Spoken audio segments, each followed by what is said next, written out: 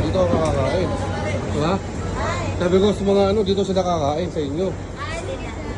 Dito kayo kakain sa kanya, kay auntie. Okay. Dito. Sarap ang bulalo dito. Mas masarap ang bulalo dito. Oo. Kunan mo yung bintas ka po. Sa harap. Diba? Kaya sa kabila.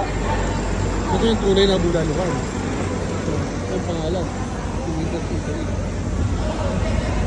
Sarap ang bulalo dito. Ano nga ba?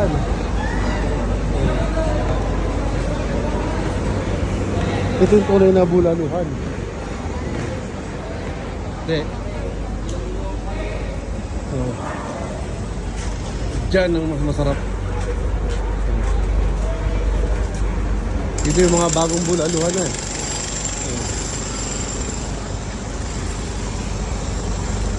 Kaya dito kayo kakain. Mas masarap ang bulaluhan dito. Original. Pasok nyo rito sa Times. Dito kayo mapasok. Mas masarap ang bulaluhan dyan. Diba? Dito na vlog lang dito. Pero mas okay ang bulaluhan dito sa kabilang side. Masarap dyan kayo kumain.